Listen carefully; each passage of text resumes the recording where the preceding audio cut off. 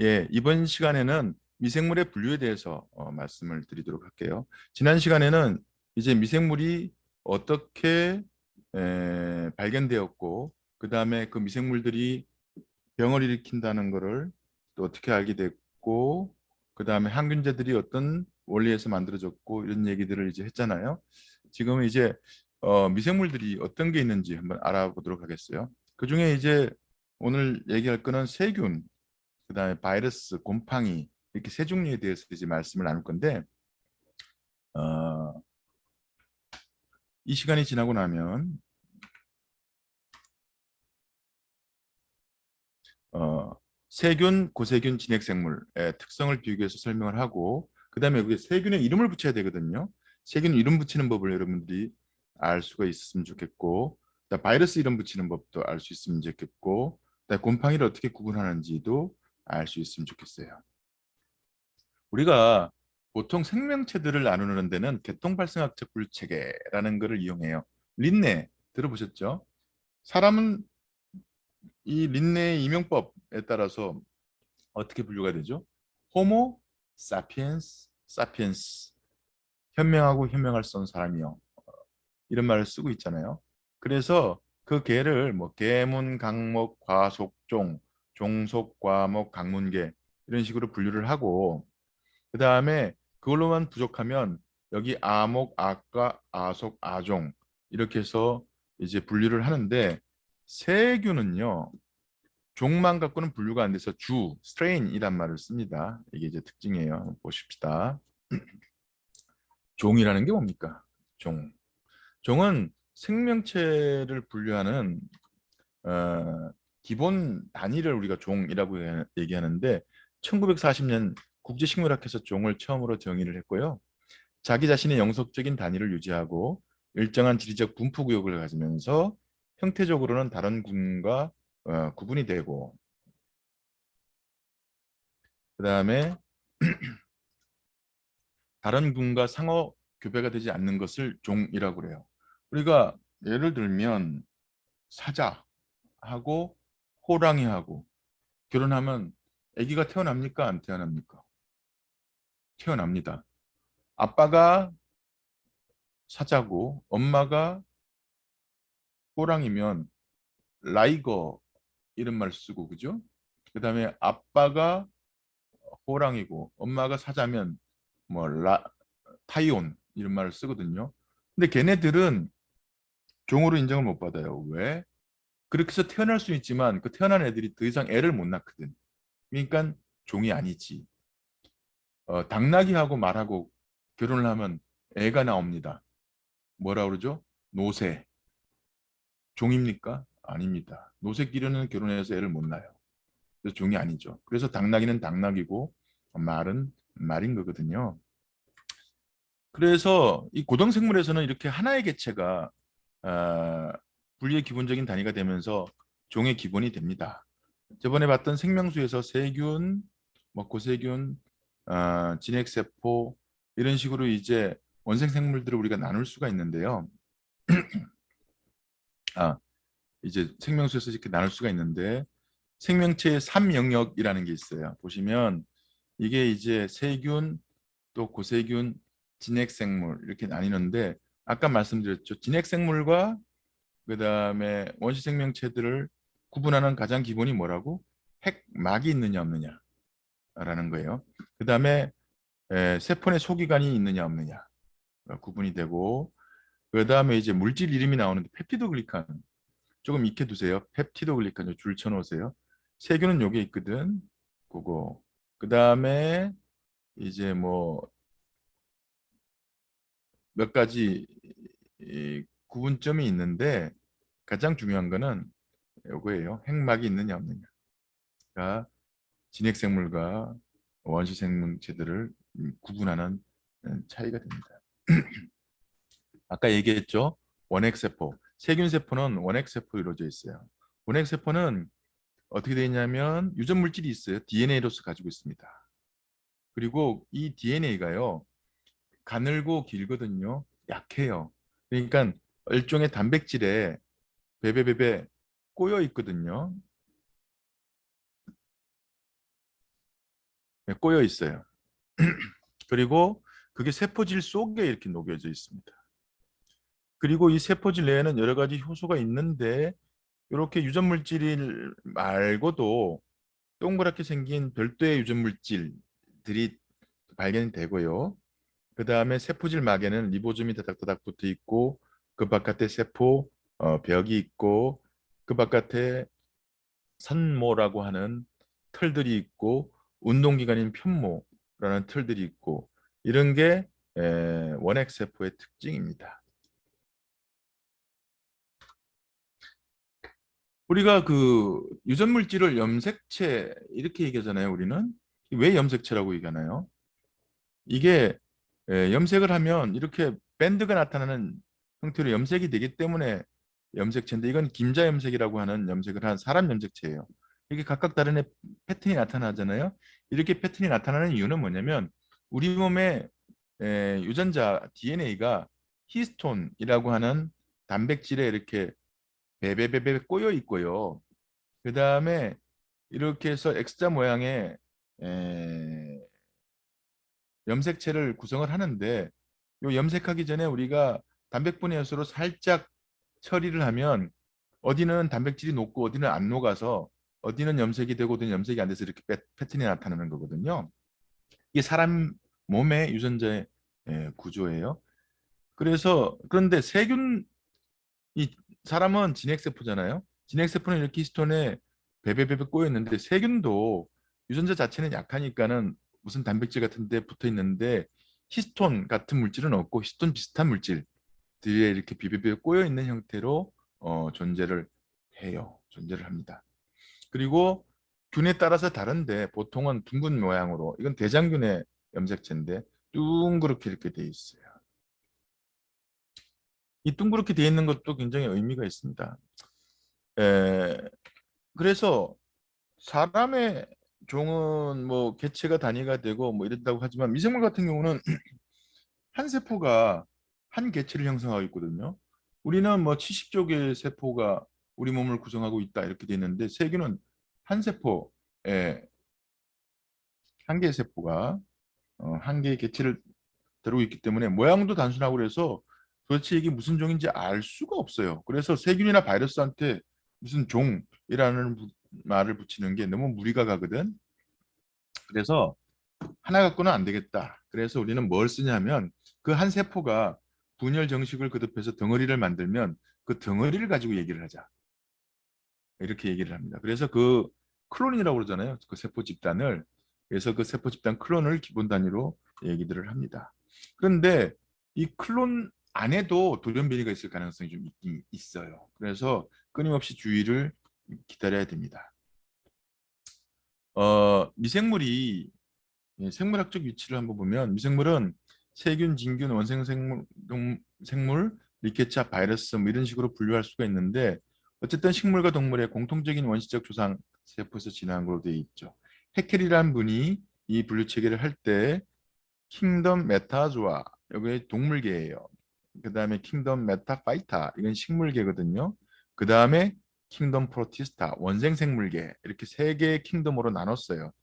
왕국이 있죠. 동물의 왕국, 식물의 왕국, 원생생물의 왕국.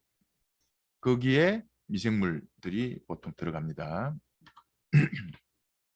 그래서 원생생물에는 뭐 조류, 원생동물, 진균 이런 게 들어가고 원핵세포군이라고 해서 세균, 시아노박테리아, 그다음에 아르케박테리아, 바이러스 이런 것들을 넣어서 우리가 분류를 할 수가 있습니다. 그중에 이제 세균부터 봅니다. 우리가 세균을 아까 로버트 코어가 고형 배지를 만들어서 세균을 순수 분리 배양했다고 그랬잖아요. 순수 분리한 다음에 이 균이 무슨 균이지? 하고 확인해내고 이름을 붙이는 걸 우리가 동정, 아이덴티피케이션 이렇게 얘기해요. 아이덴티피케이션. 이거는 그 세균의 특징을 찾아가지고 이 세균이 뭔지 알아내는 거를 우리가 동정 이렇게 얘기하고요. 그리고 그 세균들이 가지고 있는 특성에 따라서 이거는 뭐네, 이건 뭐네, 또 이거하고 이거가 가깝네, 이거하고 저거는 뭐 사이가 떨어져 있네. 이렇게 구분하는 걸 우리가 클래시피케이션, 분류 이렇게 얘기를 하는 거거든요. 이제 그런 작업들을 거쳐서 우리가 세균들을 찾아내요. 그런데 옛날에는 어떻게 분류했냐면 모양 보고 분류를 했죠. 그 다음에 염색을 해서 염색이 어떻게 되느냐, 뭐 운동을 어떻게 하느냐, 아포라는 게 있는데 이걸 생산하느냐 안 하느냐 이런 걸 가지고 구분을 하고, 그 다음에 한 세포가 분열 정식해서 만들어지는 덩어리를 우리가 콜로니, 집락이라고 얘기한다고 그랬잖아요. 그 집락이 어떤 형태를 갖고 있느냐 뭐 이런 것 갖고도 구분을 해내기도 하고, 그 다음에 또 어떤 병을 일으키느냐, 그 다음에 면역학적으로 어떤 특성을 가지느냐, 유전자가 어떻게 되어 있느냐를 가지고 구분을 해냈는데, 요새는 다 거의 다 유전자로 해요. 유전자로 유전자를 딱 조사해가지고 유전자가 어떤 구성으로 되어 있느냐 가지고 우리가 분류를 시작합니다. 그렇게 해서 분류하고 동정한 다음에 이름을 붙여요. 그걸 우리가 명명법 이렇게 얘기하는데, 이 이름을 붙이는 방법에 법칙이 있습니다. 그걸 우리가 국제세균 명명 규약 이렇게 얘기를 합니다. 이게 이제 International Code of Nomenclature Bacteria 이렇게 되는데, 세균의 이름 붙이는 방법인데요.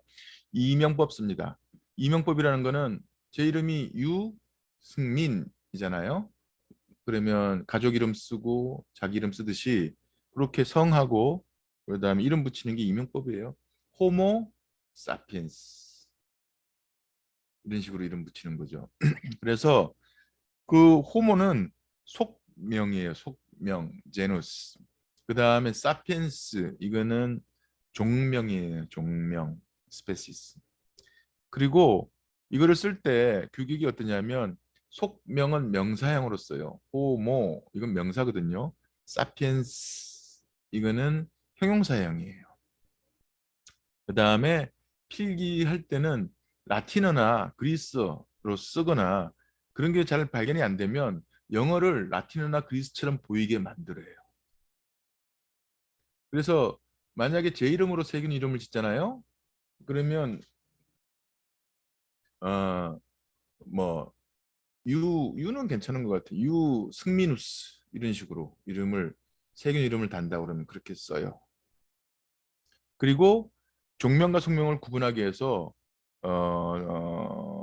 속명은 대문자로, 종명은 소문자로 써요. 그리고 나서도 이게 세균 이름인지 아닌지 구분이 잘 안 되잖아요. 그래서 이탈릭체로 표기하기로 했어요. 이탈릭체. 그런데 지금은 뭐 컴퓨터로 하면 이탈릭체 하는 게 아무 문제가 없는데, 이탈릭체가 안 되는 옛날 타자기 쓸 때는 세균 이름을 따로 구분하기 위해서 밑에다가 밑줄을 쫙 그어줬었어요. 이게 바로 이름 붙이는 방법이에요. 한번 볼까요? 이거 대장균이라고 그랬죠.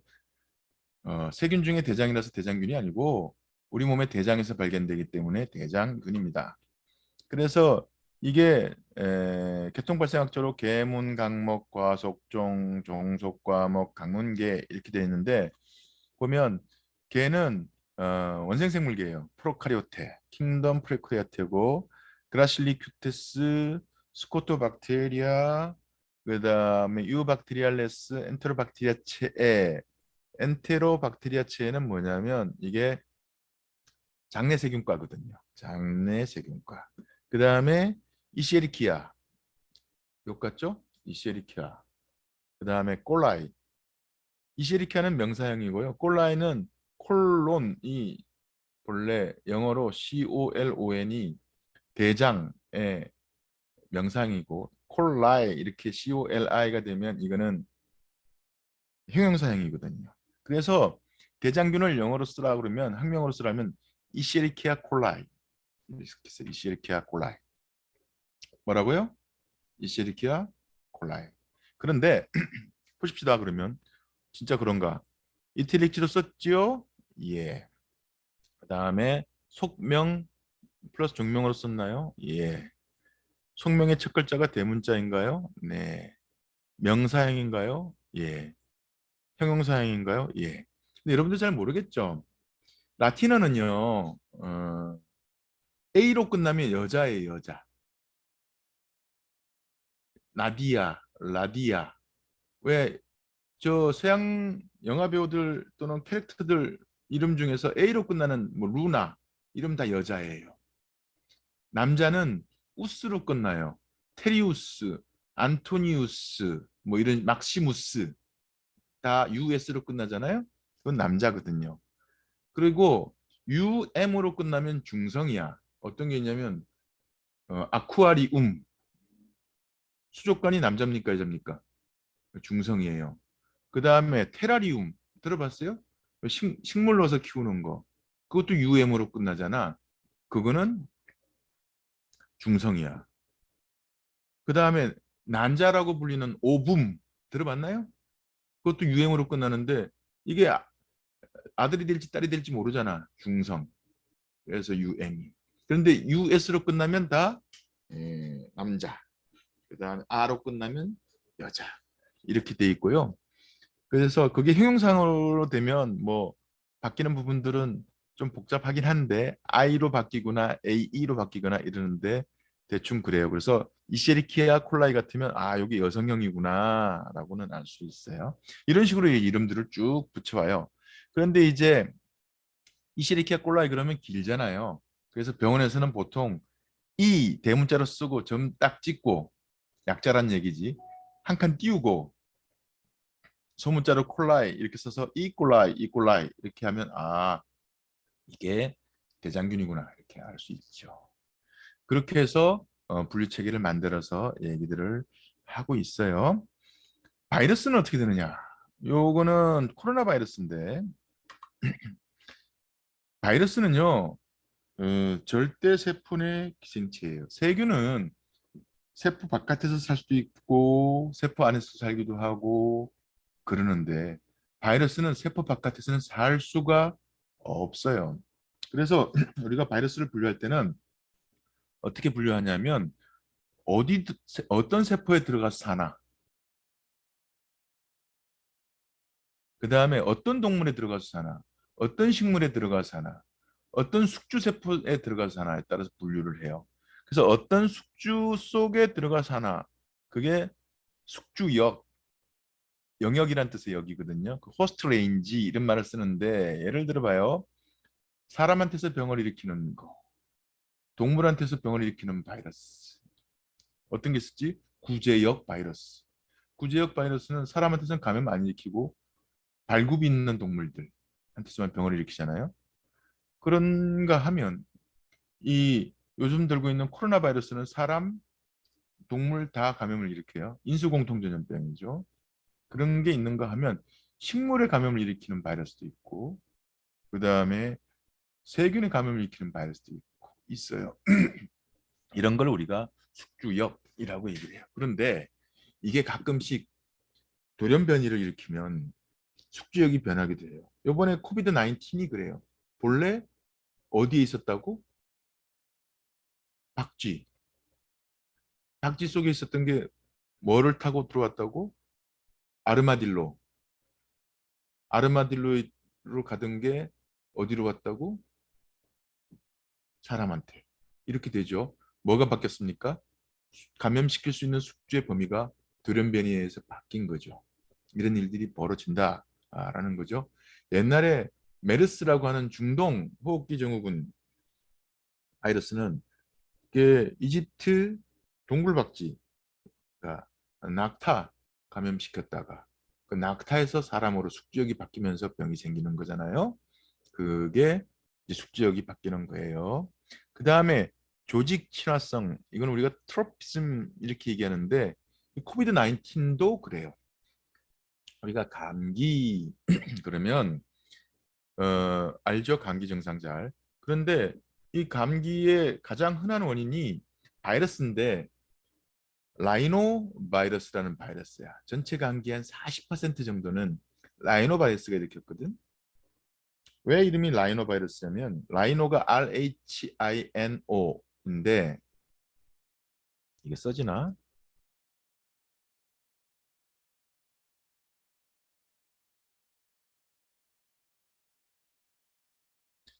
어, 잘 안 되네.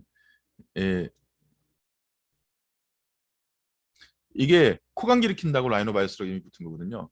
그 두 번째 원인, 흔한 원인이 코로나 바이러스예요.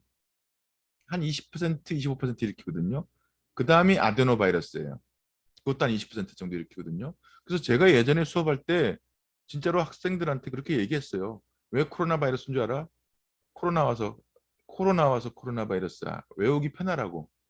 그렇게 얘기를 했고, 어, 저만 얘기한 게 아니라 다른 사람들도 얘기했나 봐요. 그렇게 해서 얘기했는데, 외우기 쉬우라고 얘기했는데, 이 코비드 19 나온 다음에 그런 얘기했다고 막 욕하더라고. 감기 아닌 걸 감기라고 그런다. 그런데 원래 이 코로나 바이러스, 리노바이러스가 감염을 일으키면 폐로는 안 가고 호흡기 점막에서만, 코 점막 이런 데서만 염증을 일으켰거든요. 그래서 트로피점, 조직 친화성이 호흡기 점막이었었어요. 그런데 이게 갑자기 어느 순간부터 옛날 사스부터 그렇게 바뀌기 시작했는데 폐로 가서 폐렴을 일으키는 거야. 폐렴을. 그게 바로 조직 친화성, 트로피즘이 바뀐 거예요. 그렇게 되면 질병의 양상이 완전히 달라져요. 코에만 국한해서 병이 생기면 우리가 그걸 그냥 감기 이러면서 곧불 이렇게 얘기하면서 끝나는 건데 폐로 가면 폐렴이 되어서 심각한 병으로 발전하게 되는 거거든요. 이처럼 조직 친화성도 바뀔 수가 있어요. 그런데 그런 것들을 종합해서 우리가 임상적으로 바이러스 이름도 붙이고 얘기도 한다는 거예요. 그래서 우리가 숙주의 종류에 따라서 동물 바이러스, 식물 바이러스, 사람 바이러스, 무척추 동물 바이러스, 원생 동물 바이러스, 곰팡이 바이러스, 세균 바이러스 이런 말들을 쓰고요. 그 다음에 조직 친화성에 따라서 뭐 호흡기 감염을 일으키는 호흡기 바이러스, 위장의 병을 일으키는 위장감 바이러스, 피부 친화 바이러스, 신경 친화 바이러스, 간 친화 바이러스 이런 걸로 분류를 하는데 전혀 과학적이지 않아요. 왜냐? 한 바이러스가 여러 조직에서 병을 일으킬 수도 있고 여러 바이러스가 한 조직의 병을 일으킬 수도 있거든요. 호흡기 바이러스 지금 코로나 바이러스 있죠, 리노 바이러스 있죠, 엔테로 바이러스 있죠, 콕사케 바이러스 있죠, 뭐 이런 바이러스 쭉 있는데 장관 바이러스는 요새 한참 유행되고 있는 뭐 노로 바이러스, 뭐 로타 바이러스 이런 것들이 있고 피부 친화 바이러스는 사마귀 바이러스, 그 다음에 어, 사마귀 바이러스도 있고 헤르페스 바이러스 이런 것들이 있고요. 신경친화 바이러스는 뭐 종류가 되게 많죠. 일본 내염 바이러스 같은 것들도 있고 그다음 광견병 바이러스 같은 것들도 있고 헤르페스 바이러스는 피부에도 친화성이 있지만 신경에도 친화성이 있거든요. 그다음에 간으로 가는 A형 간염 바이러스, B형 간염 바이러스, C형 간염 바이러스 이런 것들. 과학적이진 않지만 임상적으로는 이렇게 쓰는 게 편하기 때문에 이렇게 분류해서 쓰기는 합니다. 근데 이거 자체가 이제 마땅치 않잖아요. 그래서 국제 바이러스 분류법 위원회 ICTV라는 데서 바이러스 분류 기준을 세웠어요. 그래서 바이러스 유전체 양상, 그다음에 핵산이 몇 가닥이냐, 그다음에 효소를 갖고 있느냐, 유전체 극성이 뭐냐 이런 걸로 이제 구분을 하는데 바이러스 이름 붙이는 법이에요. 계문, 강목, 가속종, 인 계통 발생학적 체계는 그대로 따라갑니다. 종은 끝에 바이러스, 속도 무슨 바이러스, 그 다음에 과는 비리대, 아과가 있거든요. 비리네 이런 말을 쓰고 무는 랄레스 이런 말을 쓰는데 바이러스는 이름을 아주 엄격하게 붙이진 않아요. 그래도 헤르페스 바이러스 봅시다. 헤르페스 바이러스과 그러면 우리가 헤르페스 비리데 이런 말을 쓰고 이 헤르페스 비리데는 알파, 베타, 감마, 아과가 있거든요. 그래서 알파 헤르페스 비리네, 베타 헤르페스 비리네, 감마 헤르페스 비리네 이렇게 쓰고요. 속으로 가면 헤르페스 바이러스, 심플렉스 바이러스 이게 단순 포진 바이러스라고 여러분들 피곤하고 그러면 입 주변에 이렇게 도들도들 수포 잡히는 거 있잖아요. 그게 헤르페스 심플렉스 바이러스가 원인이에요. 근데 그게 하다 보니까 두 종이 있어. 하나가 헤르페스 심플렉스 바이러스 1이 있고 헤르페스 심플렉스 바이러스 2가 있거든요. 1은 입 주위에 수포를 만드는 게 헤르페스 바이러스예요. 여러분들 시험 보고 스트레스 받거나 아니면 친구가 도망가거나 아니면 애인이 있는데 애인이 하나 더 생기거나 이러면은 스트레스 받아가지고 물집 생기잖아요. 그거는 헤르페스 심플렉스 바이러스 타입 1. 그래서 HSV1이라고 얘기하는데 비슷한 바이러스인데 HSV2 헤르페스 심플렉스 바이러스 2라는 게 있거든요. 이거는 성병이야. 생식기 주변에 생겨. 이런 식으로 이제 분류를 합니다. 근데 아까가 있는 건 다 있는 건 아니고 뭐 팍스 바이러스, 헤르페스 바이러스, 파보 바이러스, 파라믹스 바이러스 이런 것들이 있어요. 이런 식으로 이제 분류를 한다라는 것을 알아두셨으면 좋겠고요. 그런데 무엇보다도 바이러스를 분류하는 가장 중요한 거는 DNA 바이러스냐, RNA 바이러스냐 그 차이예요. 이게 무슨 얘기냐? 우리 몸의 유전자는 뭘로 구성되어 있어요? DNA로 구성되어 있어요. 곰팡이의 유전자는 뭘로 구성되어 있어요? DNA로 구성되어 있어요. 세균의 유전자는 뭘로 구성되어 있어요? DNA로 구성되어 있어요. 바이러스의 유전 물질은 뭘로 구성되어 있어요? DNA이거나 RNA이거나. 이게 정말 큰 차이예요.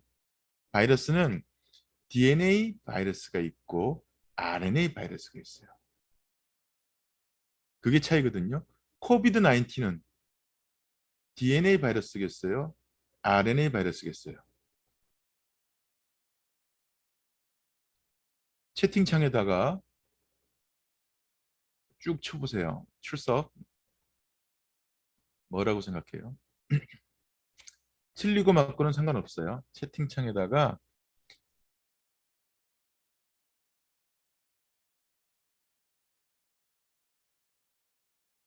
쭉 다 치세요. 음, 따로 공부를 한 친구들이 많네.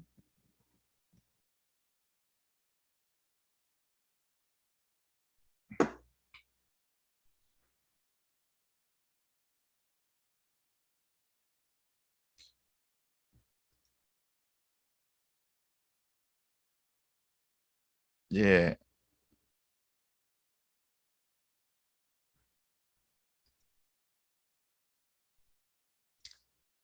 정답은 다 쳤나요? 정답은 RNA 바이러스가 맞습니다. 여러분들이 이제 정보들이 있죠.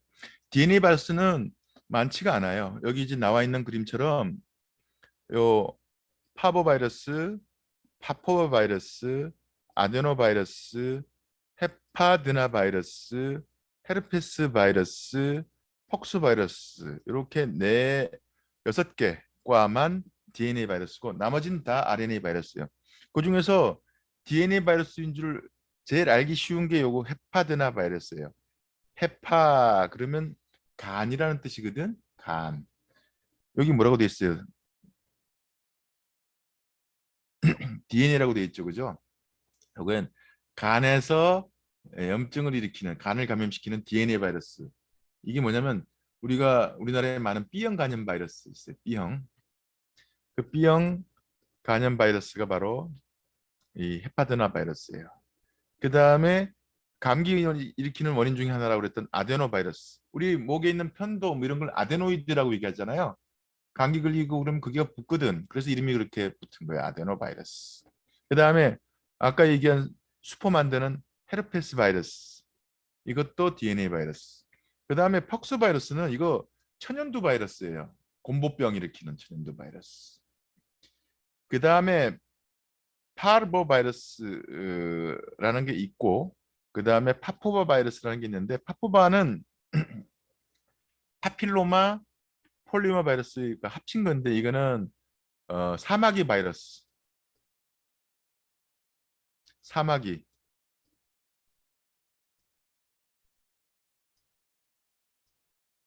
일으키는 바이러스예요.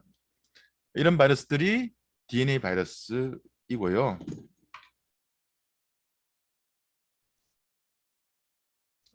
쏘리. 왜 이래?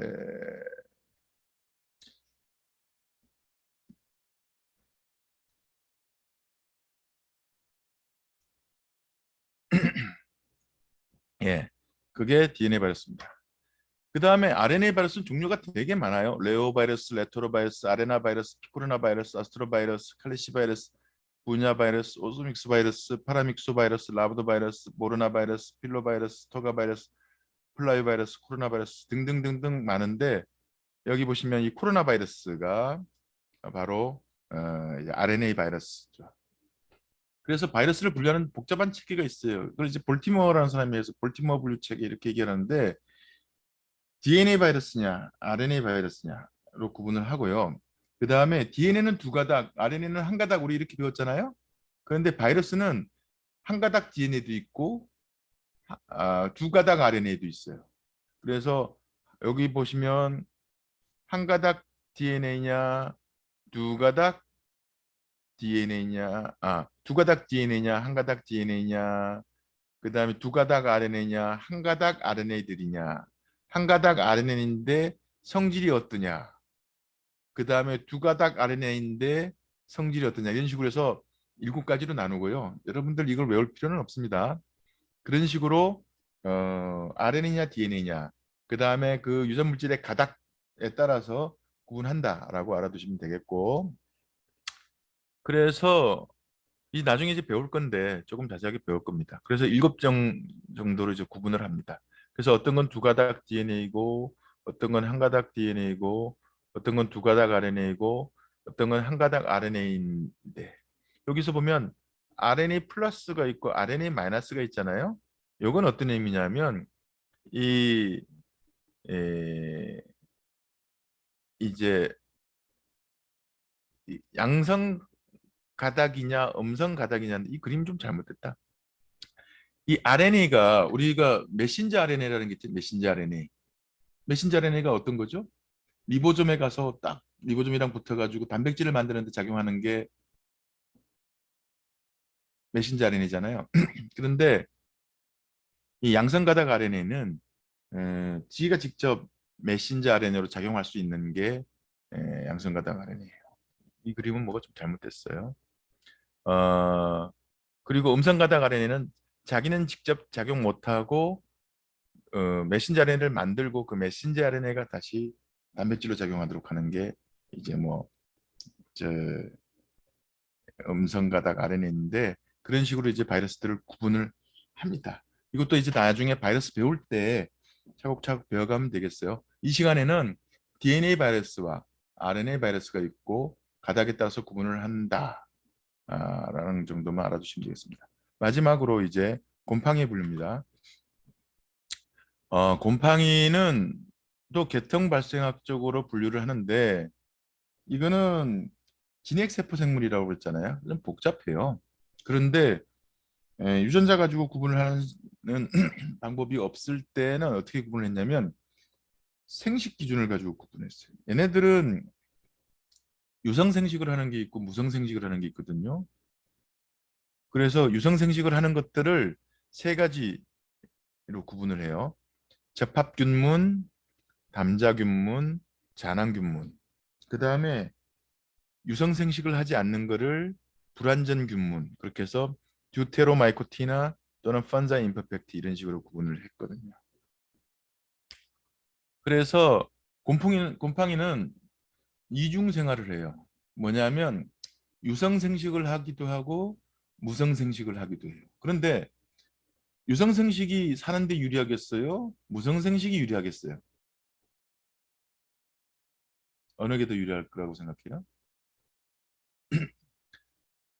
이게 자연의 환경은 천변만화해요. 굉장히 많이 바뀌거든요. 그래서 미생물들 입장에서는 유전적 다양성을 확보하는 게 최대한 확보하는 게 생존에 유리해요. 그래서 유성생식을 하면 유전자를 막 섞을 수가 있기 때문에 훨씬 사는데 유리하거든. 그래서 가능하면 유성생식을 하려고 그러고 있고, 그게 안 되면 무성생식을 하는 건데, 곰팡이는 이렇게 보이는 것처럼 둥글둥글 돌아가는 유성생식을 하기도 하고, 이게 빨간 거와 파란 거 3번 보이시죠? 붙어가지고 유전자 교환을 하잖아요. 그렇게 해서 포자, 스포알을 만들어서 내는 유성생식을 하는데, 짝을 못 만나면 무성생식도 해요. 그런데 이제 유성생식을 할 때 각각의 독특한 방법이 있거든요. 그걸 갖고 이제 우리 곰팡이를 구분해요.